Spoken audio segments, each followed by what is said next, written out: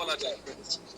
অষ্টম অধ্যায়ের শেষে ভগবান শ্রীকৃষ্ণ বলেছেন তার অনন্য শুদ্ধ ভক্ত আলোক ও অন্ধকার মার্গে গতি,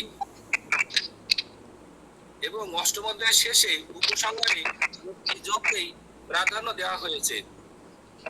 এবং এই নবম অধ্যায়ে সেই অষ্টম অধ্যায়ের শেষের প্রশ্নের আলোকে প্রয়োজনীয় জ্ঞানের কথা বলা হবে। তার মানে প্রত্যেকটা অধ্যায়ের শেষে একটা থাকে, সেই প্রশ্নের আলোকেই পরবর্তী অধ্যায় শুরু হয়। এবং প্রথম যে শ্লোকটি, এই শ্লোকটিতে ভগবান শ্রবণের উপরে খুব গুরুত্ব দিয়েছে। তারপরে দ্বিতীয় শ্লোকে যে উচ্চতম জ্ঞান, যেমন রাজগুজ্জম, পবিত্র ইদম উত্তমম, তারপরে প্রত্যক্ষ জ্ঞান, ধর্মের যথার্থতা, অত্যন্ত সুখসাধ্য, বা এই জ্ঞানটা যে বৈশিষ্ট্য, সেই বৈশিষ্ট্য দ্বিতীয় শ্লোকে উল্লেখ করেছেন।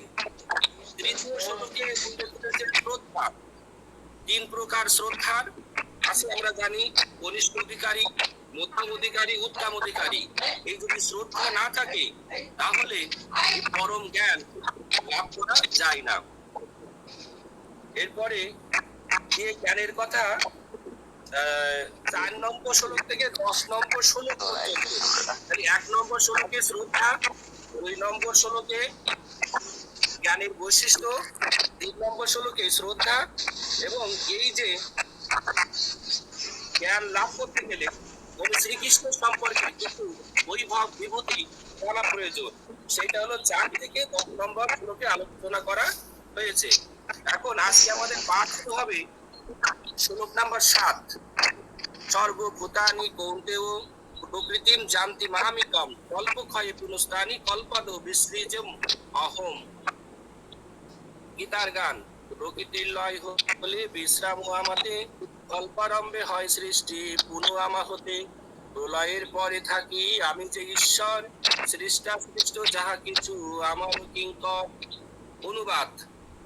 হে কৌন্তেয়, কল্পান্তে সমস্ত জড় সৃষ্টি আমারই প্রকৃতিতে প্রবেশ করে এবং পুনরায় কল্প আরম্ভে প্রকৃতির দ্বারা আমি তাদের সৃষ্টি করি। ভগবান তার যে কি কি বৈভব আছে, বিভূতি আছে, সেইগুলো বলছে। অনুবাদ তাৎপর্য দিয়েছে, সেটা পড়ছি। এই জড় জগতের সৃষ্টি, স্থিতি ও প্রলয় সম্পূর্ণরূপে পরম পুরুষোত্তম ভগবানের ইচ্ছার উপর সম্পূর্ণভাবে নির্ভর করে। কল্পের অবসান মানে ব্রহ্মার মৃত্যু হলে ব্রহ্মার আয়ু 100 বছর হয়। তার একদিন পৃথিবীর 430 কোটি বছরের সমান, তার রাত্রির স্থায়িত্ব সমপরিমাণ, তার 1 মাস একই রকম 30 দিন ও রাত্রির সমন্বয়। এই রকম 12টি মাসে তার 1 বছর হয়। এই রকম 1 বছর পরে ব্রহ্মার যখন মৃত্যু হয় তখন প্রলয় হয়। এর অর্থ হচ্ছে ভগবানের দ্বারা অভিব্যক্ত শক্তি পুনরায় তারই মধ্যে লয় হয়ে যায়। তারপরে আবার যখন জড়জগতের সৃষ্টির প্রয়োজন হয় তখন তার ইচ্ছা অনুসারে তা সম্পন্ন হয়। বহু শ্যাম, এক হলেও আমি বহুরূপ ধারণ করব, এটি হচ্ছে বৈদিক সূত্র। তিনি নিজেকে এই মায়া শক্তিতে বিস্তার করেন এবং তার ফলে সমস্ত জড়জগৎ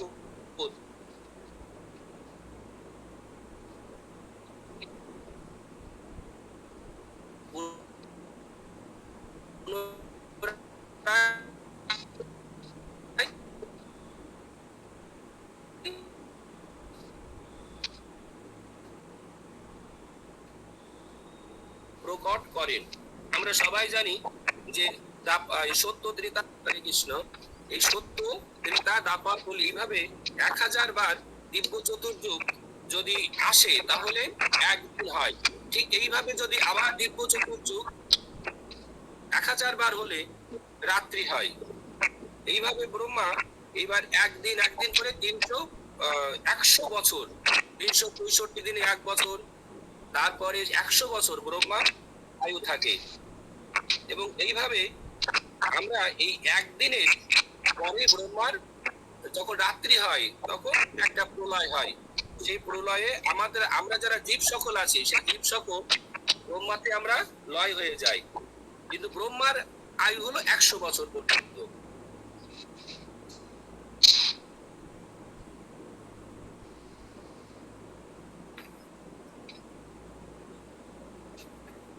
শ্লোক নাম্বার 8। প্রকৃতিম সাম অবশ্যভ্য বিসৃজামি পুনঃ পুনঃ ভূত গ্রামম ইমম কৃৎসনম অবসম প্রকৃতি বসাত। গীতার গান। আমার প্রকৃতি দ্বারা সৃজি পুনঃ পুনঃ প্রকৃতির বশে হয় যত ভূত গ্রাম। এই জগৎ আমারই প্রকৃতির অতীত, তা প্রকৃতির বশে অবশ হয়ে আমার ইচ্ছার দ্বারা পুনঃ পুনঃ সৃষ্টি হয় এবং আমারই ইচ্ছায় অন্তকালে বিনষ্ট হয়। যে কথাটা ভগবান শ্লোক নাম্বার 7 বলেছিল সেইটা আবারও একটু সুন্দর করে ব্যাখ্যা করছে। রূপাতের তাৎপর্য। এই জড় জগৎ ভগবানেরই অপরা বা নিকৃষ্ট শক্তি অভিব্যক্তি। আমরা জানি ভগবানের দুটো শক্তি, একটা হলো পরাশক্তি আর একটা হলো অপরা শক্তি। আমরা যে জগতে বাস করি সেই জগৎটা হলো অপরা শক্তি, আর ভগবানের যে শক্তি দিয়ে ভগবান মানে যোগমায়া দ্বারা ভগবান তার লীলা কার্যে সহায়তা করে সেই শক্তিকে বলে হলো পরাশক্তি। আমাদের এই অপরাশক্তি হলো এক প্রকার মায়ার দ্বারা আমরা আচ্ছাদিত থাকি। সৃষ্টির সময় পরাশক্তি মহৎ তত্ত্ব রূপে পরিণত হয়। এই মহৎ তত্ত্বটা যেমন আমাদের 5টি হলো জ্ঞান, তারপরে কর্ম আছে, 5 প্রকার কর্ম আছে, তারপরে মন বুদ্ধি অহংকার ক্ষিতি অপদেশ মরুদ্গম, এই প্রকার 28টি তত্ত্বের সমন্বয়ে মহৎ তত্ত্ব রূপে আবির্ভূত হয় এবং যেটা জড় জগৎকে মানে কার্য করে পরিণত হয় এবং প্রথম পুরুষ অবতার মহাবিষ্ণু তাতে প্রবেশ করে। তিনি কারণ সমুদ্রে শায়িত থাকেন, তার নিঃশ্বাসের ফলে কারণ সমুদ্রে অসংখ্য ব্রহ্মাণ্ডের সৃষ্টি হয় এবং প্রতিটি ব্রহ্মাণ্ডে তিনি আবার গর্ভদোষায় বিষ্ণু রূপে প্রবেশ করেন। প্রতিটি ব্রহ্মাণ্ড এভাবে সৃষ্টি হয়, তিনি নিজেকে আবার ক্ষীরোদোষায়ী বিষ্ণু রূপে প্রকাশিত করেন এবং সেই বিষ্ণু সর্বভূতে প্রবিষ্ট হন, এমনকি অতি ক্ষুদ্র পরমাণুতেও প্রবেশ করেন। সেই তত্ত্ব এখানে বিশ্লেষণ করা হয়েছে। তিনি সব কিছুর মধ্যে প্রবেশ করেন। এখন জীবদের সম্পর্কে যা সংঘটিত হতে থাকে তা হচ্ছে সেগুলিকে জড় প্রকৃতির গর্ভে সঞ্চারিত করা হয় এবং তাদের অতীতের কর্ম অনুসারে তারা বিভিন্ন অবস্থা প্রাপ্ত হয়। এভাবে জড়জগতের কার্যকলাপ শুরু হয়। মানে ব্রহ্মার যখন রাত্রির অবসানে দিন শুরু হয় তখন ভগবানের দেহে যে অন্তর্নিহিত থাকে সেগুলো আবার প্রকাশিত হয়ে যায় এবং তাদের যে জীবের যে বাসনা থাকে ক্ষুদ্র বাসনা, আমরা জানি 2 প্রকার বাসনা আছে। একটা হলো মানে জীবাত্মা যখন মৃত্যু বরণ করে তখন তার মন বুদ্ধি অহংকার, মন বুদ্ধি মানে সূক্ষ্ম দেহ আর স্থূল দেহ। স্থূল দেহ তো মানে হয়ে যায়, নষ্ট হয়ে যায়, কিন্তু আমাদের সূক্ষ্ম দেহ মানে বজায় থাকে। এই সূক্ষ্ম দেহ মন বুদ্ধি অহংকারের সমন্বয়ে যে সূক্ষ্ম দেহ, সেই সূক্ষ্ম দেহে আমরা যে বাসনাগুলো করি সেই বাসনাগুলো সঞ্চিত থাকে এবং সেই বাসনা অনুযায়ী আমাদের ব্রহ্মার যখন দিন শুরু হয় তখন সেই বাসনা অনুযায়ী আমরা আবার কোনো না কোনো একটা দেহ ধারণ করি। হয় কোনো মনুষ্য দেহ ধারণ করতে পারি, গাছপালার দেহ ধারণ করতে পারি, কুকুর বিড়ালের দেহ ধারণ করতে পারি। এভাবে আমরা কোনো না কোনো দেহ ধারণ করি। এখানে সেইটাই বলেছি, এভাবেই এই জড় জগতের আবার কার্যকলাপ শুরু হয়। সৃষ্টির একেবারে শুরু থেকেই বিভিন্ন প্রজাতির জীবদের কার্যকলাপ শুরু হয়ে যায়। এমন নয় যে সবকিছুই বিবর্তিত হয়েছে, মানে যে বিবর্তনবাদটা আমরা বাদর থেকে এসেছি এই ধরনের বিজ্ঞানীদের একটা কথা আছে, সেটা এখানে ভুল বলা হচ্ছে। আমরা বিবর্তনবাদের থেকে না, আমরা সেই সৃষ্টির অনাদিকাল থেকেই, সেই একটা কথা আছে, ডিম আগে না মুরগি আগে। এখন কিভাবে যে আমরা প্রথমেই এসেছি এটাও নিয়ে একটা ব্যাপার আছে। আমরা তো ছিলাম বৈকুণ্ঠ লোকে, আমরা তো পরাশক্তির ছিলাম, গোলক বৃন্দাবনে ভগবানের সান্নিধ্যে ছিলাম, কিন্তু সেখান থেকে আমরা আসলাম কিভাবে? নিশ্চয়ই আমাদের বাসনা অনুযায়ী আমরা এই জড়জগতে এসেছি। ব্রহ্মাণ্ড সৃষ্টির সঙ্গে সঙ্গেই একই সময়ে বিভিন্ন প্রজাতিরও সৃষ্টি হয়। মানুষ, পশু, পাখি সমস্তই একই সঙ্গে সৃষ্টি হয়েছে। কারণ পূর্বকল্পের প্রলয়ের সময় জীবেদের যার যেমন বাসনা ছিল সেভাবেই তারা আবার অভিব্যক্ত হয়েছে। এখানে অবসাম শব্দটির দ্বারা স্পষ্টভাবে বলা হয়েছে এই প্রক্রিয়াতে জীবেদের কিছুই করার সামর্থ্য থাকে না, মানে আমরা অবশ, আমাদের কিছুই করার, যে আমি বাসনা আমার গরু হব, বাসনা আমার ছাগল হব, কিন্তু আমাকে দেবতা করে দাও, তা তো হবে না। এই কারণে যে সৃষ্টির সময় ভগবান যে কার্য করবে সেটা আমাদের বাসনা অনুযায়ী। এখানে আমরা অবশ, এখানে আমাদের কিছুই করার সামর্থ্য থাকে না। পূর্ব সৃষ্টিকালের মধ্যে তাদের পূর্ব জীবনে তাদের সত্তার যে অবস্থা ছিল ঠিক সেভাবেই তারা আবার অভিব্যক্ত হয়, এবং এ সবই সাধিত হয় শুধুমাত্র পরমেশ্বর ভগবানের ইচ্ছাতেই। এটি হচ্ছে পরম পুরুষোত্তম ভগবানের অচিন্ত শক্তি, মানে যা চিন্তার অতীত। এবং বিভিন্ন জীব প্রজাতি সৃষ্টি করার পরে তাদের সঙ্গে তার কোনো সংস্পর্শ থাকে না। বিভিন্ন জীবের কর্মবাসনা পূর্ণ করবার জন্যই জড়জগতের সৃষ্টি হয়, এবং তাই ভগবান এই জড়জগতের সঙ্গে লিপ্ত হন না।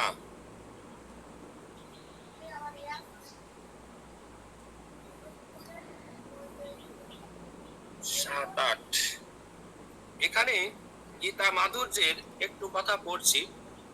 জড়জগৎ সৃষ্টি ও ধ্বংসের ক্ষেত্রে ভগবানের অচিন্ত শক্তি, মানে যে অচিন্ত শক্তির কথা বলা হয়েছে, পরমেশ্বর ভগবান শ্রীকৃষ্ণের ইচ্ছার দ্বারাই সমগ্র বিশ্বব্রহ্মাণ্ড বারবার সৃষ্টি ও ধ্বংস প্রাপ্ত হয়।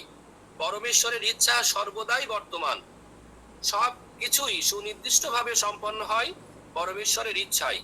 কারণ সৃষ্টির জন্য তিনি তিন বিষ্ণু রূপে মহাতত্ত্বে প্রবেশ করেন।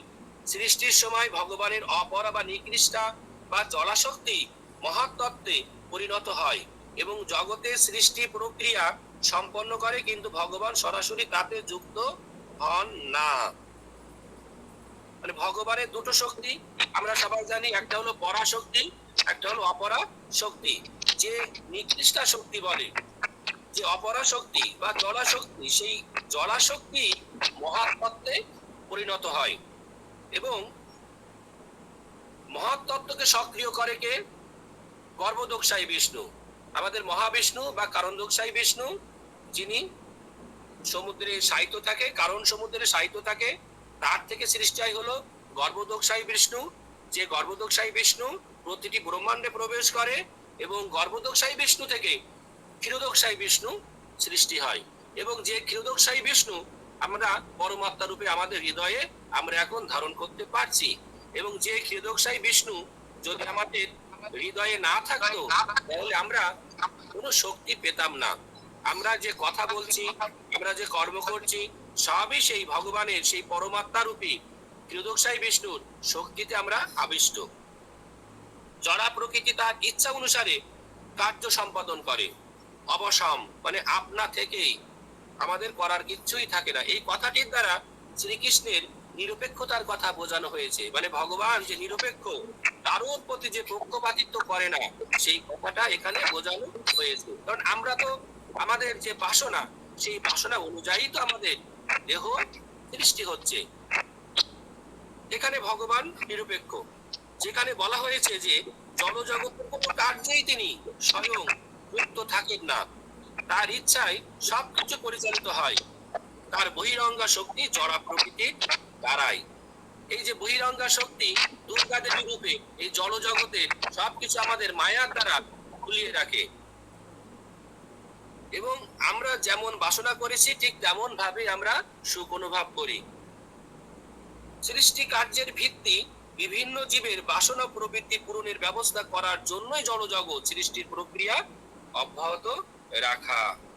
এবং এইভাবে মায়ার দ্বারা আমাদেরকে ভুলিয়ে রাখে, কারণ আমরা যদি সবাই যদি সেই দৈবিহস্যা গুণময়ী মম মায়া দুরাত্মায়া মামে বাজে প্রপদ্যন্তে মামেতাং তরন্তিতে, মানে যদি এই মায়াকে যদি আমরা প্রপত্তি করতে পারি, যদি এই মায়াকে যদি আমরা কাটিয়ে যদি ভগবান ধামে যেতে পারি, তাহলে তো আমাদের আর ভগবানের সৃষ্টি কার্য তো মানে সবই তো সেই ভগবান ধামে যাবে, সৃষ্টি কার্য তো আর সম্ভব হবে না, পূরণ হবে না। এই কারণে ভগবান এই বহিরঙ্গা শক্তি ও অপরা শক্তি বা নিকৃষ্টা শক্তি বা জলা শক্তি এই দিয়ে আমাদের এই সৃষ্টি কার্যে ভিত্তি, এক প্রকার সৃষ্টি কার্যের ভিত্তি বলা হয়। শ্লোক নাম্বার 9, ন চামাম তানি কর্মাণি নিবদনন্তি ধনঞ্জয় উদাসীন বদাসীনম অসক্তম তেষু কর্মসু। গীতার গান। কিন্তু ধনঞ্জয় তুমি বুঝিবে নিশ্চয়, প্রকৃতির কার্যে কভু আমি লিপ্ত নয়। উদাসীন আমি সেই প্রকৃতির কার্যে, আসক্তি নহে তো মোর প্রকৃতি বিধার যে। হে ধনঞ্জয়, সেই সমস্ত কর্ম আমাকে আবদ্ধ করতে পারে না। আমি সেই সমস্ত কর্মে অনাসক্ত উদাসীনের ন্যায় অবস্থিত থাকি। মানে আমি কোনো কর্মেই আসক্ত নই, উদাসীনের মতো আমি অবস্থিত থাকি। এই সম্বন্ধে প্রবাদ তাৎপর্য, এই সম্বন্ধে এটি মনে করা উচিত নয় যে পরম পুরুষোত্তম ভগবান নিষ্ক্রিয়, তার চিন্ময় জগতে তিনি নিত্য সক্রিয় হয়ে রয়েছেন। ব্রহ্ম সংহিতাতে বলা হয়েছে আত্মা রামস্য দর্শতি প্রকৃতা ন সমাগম, তিনি তার শাশ্বত আনন্দময় ও চিন্ময় রসাত্মক লীলায় নিত্য তৎপর, কিন্তু এই জড়জগতের ক্রিয়াকলাপের সঙ্গে তার কোনো সংসর্গ নেই। তিনি সর্বদা গোলক বৃন্দাবনেই থাকেন এবং তিনি রাধারানীর সাথে নিত্য লীলারত থাকেন, এবং ভগবান সবসময় আনন্দ দান করাই হলো আমাদের একমাত্র কর্তব্য। কেননা তস্মিন তুষ্ট তো মানে জগৎ তুষ্ট, একটি কথা আছে। তাহলে ভগবান সর্বদা আনন্দেই থাকে গোলক বৃন্দাবনে, গোপীদের গোপী পরিবৃত হয়ে রাধারানীর সাথে নিত্য লীলারত নিত্য আনন্দে থাকতে চাই। আমাদের উচিত ভগবানকে আনন্দ দেওয়া। সমস্ত জলজাগতিক ক্রিয়াগুলি তার বিভিন্ন শক্তির দ্বারা সম্পন্ন হয়ে থাকে। সমস্ত জড়জাগতিক ক্রিয়াগুলি তার বিভিন্ন শক্তি, বিভিন্ন শক্তি বলতে এখানে যে অনেক শক্তি আছে, যেমন তার বাহু থেকে ইন্দ্রের সৃষ্টি হয়েছে, তাহলে ইন্দ্র দিয়ে জড়জগতের অনেক কার্যাবলী তিনি সম্পন্ন করে। এরকম তার মানে বিভিন্ন যে দেব দেবতার মাধ্যম দিয়ে যে জড়জগতের যে বিভিন্ন শক্তির কার্যাবলী তিনি সম্পন্ন করেন ভগবান। ভগবান তার সৃষ্ট জগতের সমস্ত জড়জাগতিক ক্রিয়াকলাপের প্রতি নিত্য উদাসীন থাকে। সুতরাং তার জড়জগতের ক্রিয়াকলাপ করার জন্য তার প্রত্যক্ষ মানে প্রভাবের কোনো প্রয়োজন নেই। তার অনেক শক্তি আছে, সে শক্তি দিয়েই তিনি তার কার্যাবলী এই অপরা শক্তিকে চালিত করতে পারে। এই কারণে তিনি নিত্য উদাসীন থাকে, তিনি নিত্য লীলাময়, নিত্য আনন্দময়। এখানে উদাসীনবৎ কথাটির মাধ্যমে তার উদাসীনতার বর্ণনা করা হয়েছে। যদিও জাগতিক কার্যকলাপের সূক্ষ্মাতি সূক্ষ্ম সবকিছুই তার নিয়ন্ত্রণাধীনে, যদিও আমরা যাই করি না কেন সূক্ষ্ম সূক্ষ্ম যে সমস্ত যে কার্যই করি না কেন, যে আমরা হয়তো মনে করছি যে ভগবান আমাদের দেখতে পাবে না, ভগবান মানে কিছু মানে জানবে না, জানে না, কিন্তু এটা আমাদের মনে করার কোনো কারণ নেই। ভগবান সবকিছুই জানে, ভগবান সবকিছুই দেখে, কিন্তু তারপরেও তিনি যেন উদাসীন হয়ে অবস্থান করেন। এই সম্বন্ধে হাইকোর্টের বিচারপতির একটা উদাহরণ প্রভুপাদ দিয়েছে। হাইকোর্টের বিচারপতির আসনে অধিষ্ঠিত ন্যায়াধীশের দৃষ্টান্ত দেওয়া হয়। তার আজ্ঞায় কত ঘটনা ঘটে চলে, কারও প্রাণদণ্ড হয়, কারও কারাবাস হয়, কেউ আবার অসীম সম্পদ সম্পত্তি লাভ করে, কিন্তু তবুও তিনি নিরপেক্ষভাবে উদাসীন থাকে। আমরা সবাই জানি বিচারপতি অনেক বিচার করে, কত লোকের প্রাণ দণ্ড দেয়, ফাঁসি দেয়, যাবজ্জীবন জেল দেয়, কিন্তু এতে বিচারপতির উপরে মানে কোন কেউ হলো দায়ভার চাপায় না। মানে বিচারপতি উদাসীনের মতন বিচার করে, নিরপেক্ষ থাকে, উদাসীন থাকে। ঠিক ভগবানও তদ্রূপ উদাসীনের মতন এই নিকৃষ্টা বা জড়া প্রকৃতিকে চালিত করে। সেই সমস্ত লাভ ক্ষতির সঙ্গে তার কোনোই সম্পর্ক নেই। ঠিক সেই রকম ভাবে যদিও জড়জগতের প্রতিটি ব্যাপারেই ভগবানের হাত থাকে, তবুও তিনি সব কিছুর সঙ্গেই থেকেও নিত্য উদাসীন। বেদান্ত সূত্রে বলা হয়েছে, বৈষম্য নৈঘৃণ্যে না, তিনি এই জড়জগতের দ্বন্দ্বের মধ্যে অবস্থান করেন না। তিনি এই সব জড়জাগতিক দ্বন্দ্বের অতীত। এই জগতের সৃষ্টি এবং বিনাশেও তার কোনো আসক্তি নেই। পূর্বকৃত কর্ম অনুসারে জীব ভিন্ন ভিন্ন প্রজাতির দেহ ধারণ করে, ভগবান তাতে কোনো রকম হস্তক্ষেপ করে না। মানে আমরা যে যেরকম বাসনা করেছিলাম, ঠিক সেই রকম ভাবে যখন ব্রহ্মার দিন শুরু হয়, তখন ভগবানের দেহ থেকে আমরা সৃষ্টি হই এবং আমাদের সেই বাসনা অনুযায়ী আমরা আমাদের পরবর্তী দেহ প্রাপ্ত হই। এবং এতে ভগবানের কোনো হাত নেই, ভগবান উদাসীনের মতো অবস্থান করে।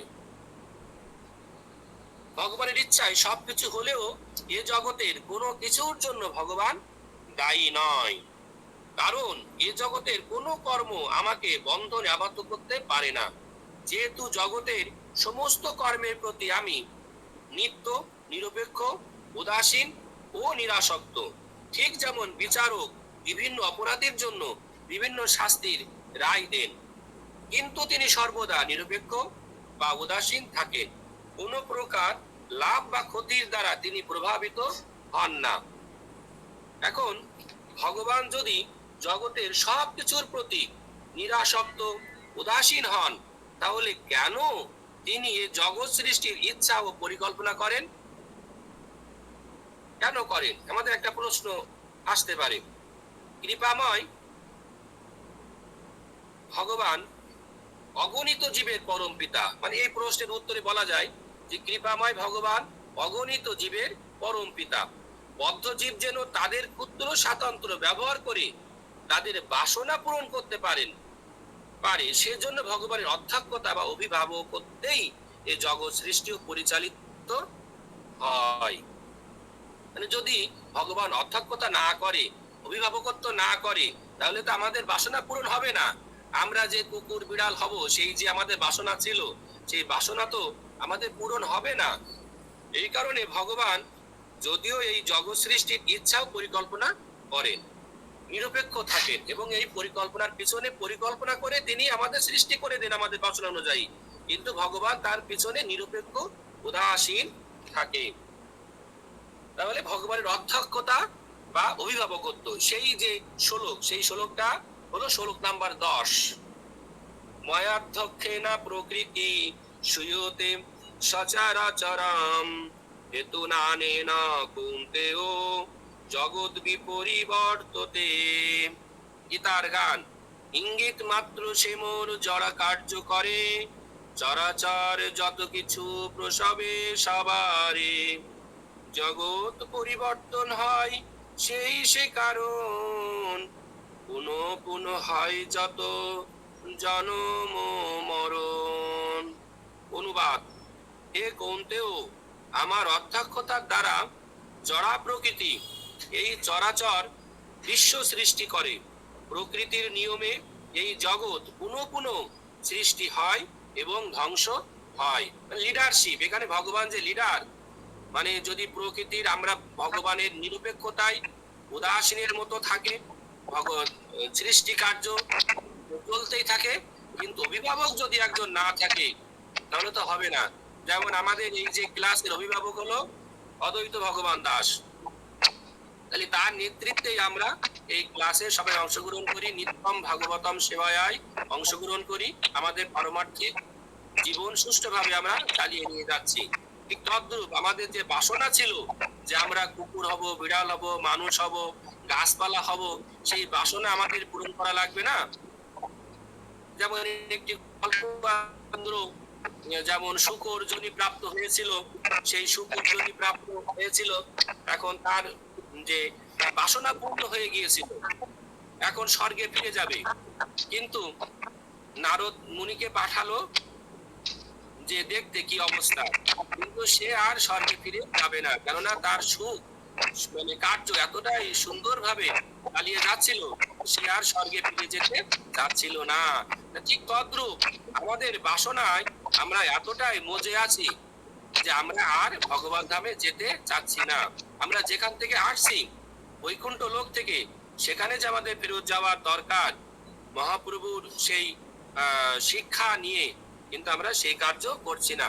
আমাদের এই সৃষ্টি কার্যের পিছনে অভিভাবক রূপে আমাদের ভগবান, তার অধ্যক্ষতায়, ময়াধ্যক্ষে না, তার অধ্যক্ষতায় এই সৃষ্টি কার্য সুসম্পূর্ণভাবে চলছে।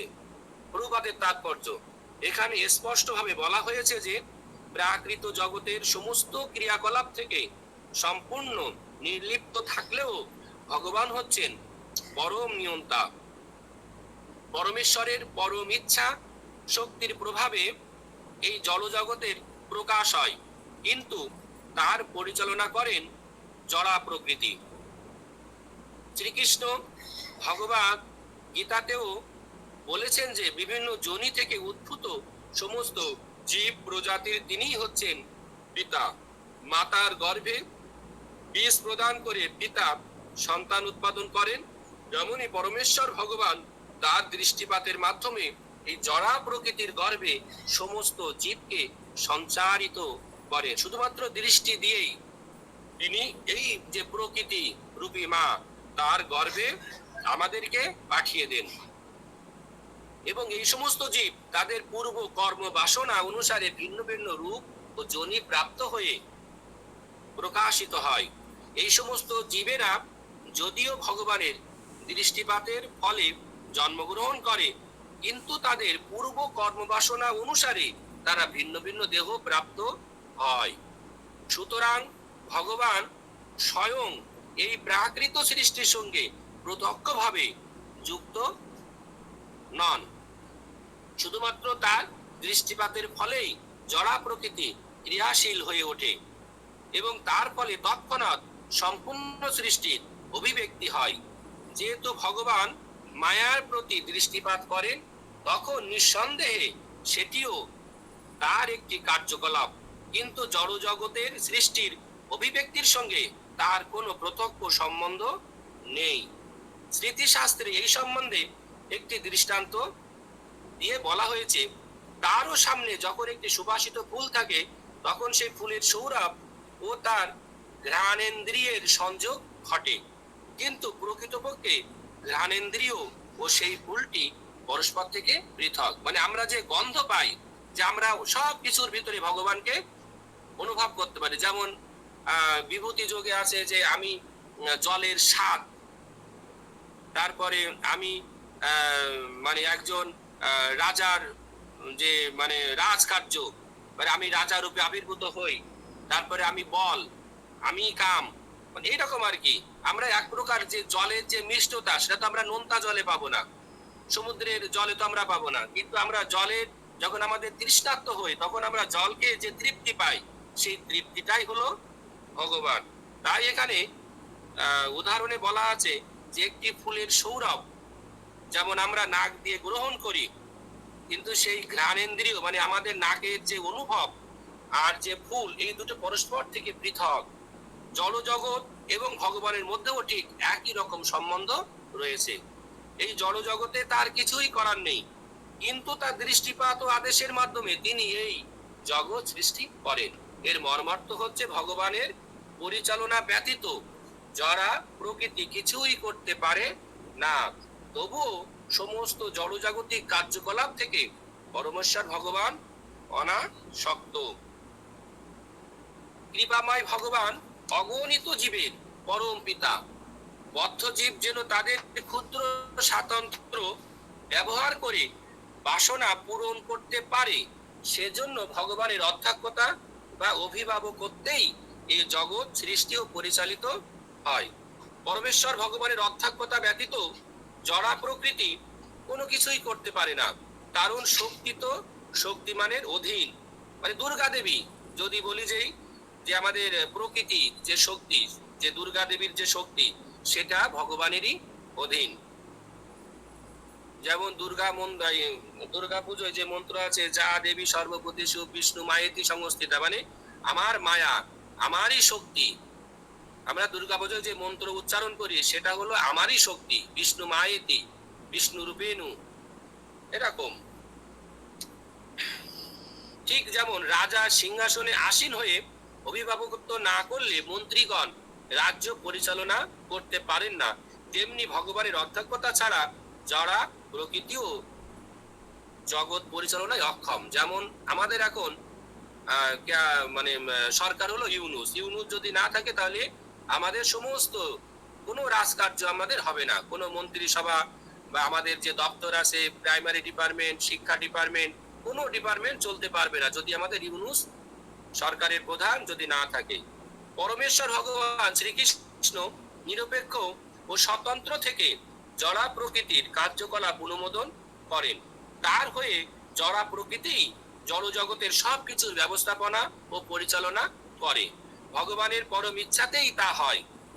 প্রকৃতপক্ষে আমার অধ্যক্ষতায় প্রকৃতি আমার সত্তা ও স্ফূর্তি থেকেই সমস্ত চরাচর বিশ্ব সৃষ্টি করে। এ কৌন্তেও আমার অধ্যক্ষতায় জন্যই জগৎ সৃষ্টি সহ জগতে নানাবিধ পরিবর্তন হয়। ভগবান পিতা এবং জড়া প্রকৃতি মাতার ন্যায়। ভগবান হলো আমাদের পিতা, জড়া প্রকৃতি মাতার ন্যায়। পিতা যেমন মাতার গর্ভে বীজ প্রদান করে সন্তান উৎপাদন করেন, তেমনি পরমেশ্বর ভগবানও দৃষ্টিপাতের মাধ্যমে জড়া প্রকৃতির গর্ভে জীব সমূহকে সঞ্চারিত করলে তারা তাদের পূর্বকৃত কর্মফল ও বাসনা অনুসারে ভিন্ন ভিন্ন রূপ ও দেহ লাভ করে জগতে প্রকাশিত হয়। ঠিক যেমন ঘ্রাণেন্দ্রিয় ও ফুল পরস্পর পৃথক থাকলেও সৌরভের সাথে যখন ঘ্রাণ শক্তির সংযোগ ঘটে তখন আমরা ফুলের সৌরভ অনুভব করি, তেমনি জড়া প্রকৃতি ও ভগবান পরস্পর পৃথক থাকলেও দৃষ্টির মাধ্যমে উভয়ের মধ্যে সংযোগ ঘটে।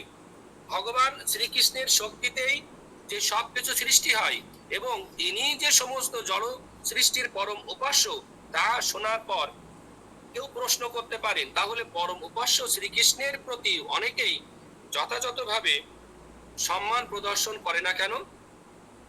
মানে এত ভগবান যে তার অনেক বিভূতির কথা বলেছে, তিনি যে তার অধ্যক্ষতায় এই জগৎ পরিচালিত হচ্ছে, তিনি সৃষ্টির অভিভাবক, সৃষ্টি কার্যে তার দৃষ্টিপাতের মাধ্যমে এই জগৎ সৃষ্টি হয়। তারপরে তিনি উদাসীনের মতন থাকে, তারপরে মানে কল্পান্ত কল্পক্ষয়, মানে তারপরে অনেক কিছু বিভূতি, অনেক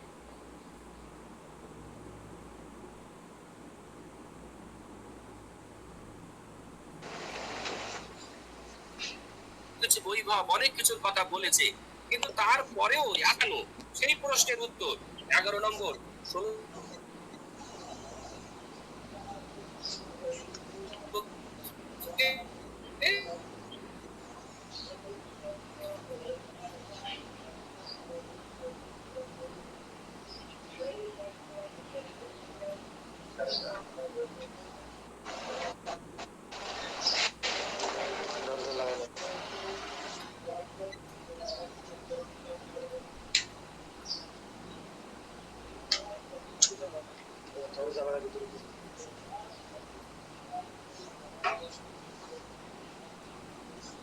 হরে কৃষ্ণ, কি হলো?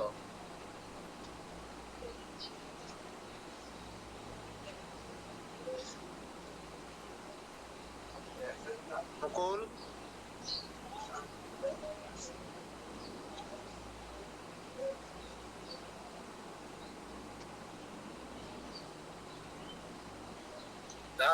শুনতে পাচ্ছি না তো। হরে কৃষ্ণ। হ্যাঁ, হরে কৃষ্ণ, হরে কৃষ্ণ। শোনা যাচ্ছে এবার? নেটের সমস্যা হয় আমার মাঝে মাঝে। হ্যাঁ, তাহলে ভগবান শ্রীকৃষ্ণের শক্তিতে যে সব সৃষ্টি হয় এবং তিনি যে জগৎ সমগ্র জড় সৃষ্টির পরম উপাস্য তা শোনার পর আমাদের মতন অনেক মূল ব্যক্তিরাও আমরা ভগবানকে যথাযথভাবে সম্মান প্রদর্শন করি না। কেন? কেননা আমরা হলাম মূঢ়। আমাকে অবজ্ঞা করে, অবজানন্তি অবজ্ঞা করে আমাকে বুড়ো ব্যক্তিরা মানুষ মানে যখন ভগবান মানুষ রূপে জন্মগ্রহণ করে তখন আমরা মনে করি ভগবান আমাদের মতন একটা মানুষ, সেও হাঁটা চলা করে, সেও খাচ্ছে যাচ্ছে ঘুরছে ফিরছে, তাহলে সেও মানুষ বলে আমাদের সমকক্ষ। কিন্তু তিনি যে গিরি গোবর্ধন ধারণ করেছে, তিনি যে 16,108টা রূপে নিজেকে প্রকাশিত করেছে, কালীয় নাগকে দমন করেছে, বকাসুরকে মানে শিব ভয় পেত, সমস্ত দেবতারা তার কাছে পরাস্ত হতো, সেই বকাসুরকে বধ করেছে, এত লীলা করেছে, তারপরেও আমাদের মতন অনেক মূঢ় ব্যক্তিরা আমরা ভগবানকে অবজ্ঞা করি, অবজানন্তি অবজ্ঞা করি। অনুবাদ, আমি যখন মনুষ্য রূপে অবতীর্ণ হই তখন মূর্খেরা আমাকে অবজ্ঞা করে, তারা আমার পরম ভাব সম্বন্ধে অবগত নয় এবং তারা আমাকে সর্বভূতের মহেশ্বর বলে জানে না। মানে ভগবান যে এত কিছু করছে, তার লীলা কার্য সম্পাদন করছে এবং দৃষ্টিপাতের মাধ্যমে আমাদেরকে সৃষ্টি করছে, এবং ব্রহ্মার রাত্রি ব্রহ্মার দিন, সেই ব্রহ্মাকে তিনি সৃষ্টি করছে।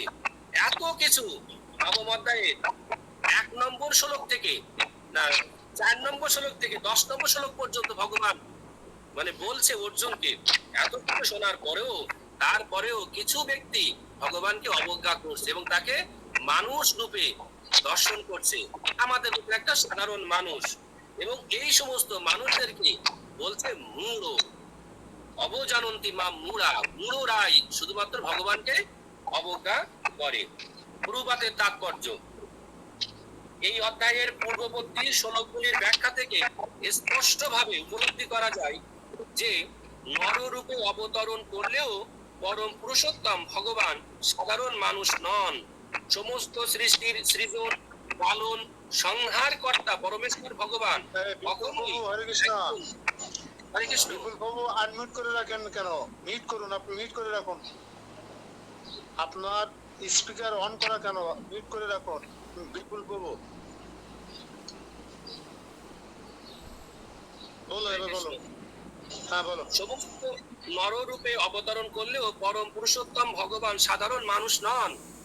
সমস্ত সৃষ্টির সৃজন পালন ও সংহার কর্তা পরমেশ্বর ভগবান কখনোই একজন সাধারণ মানুষ হতে পারেন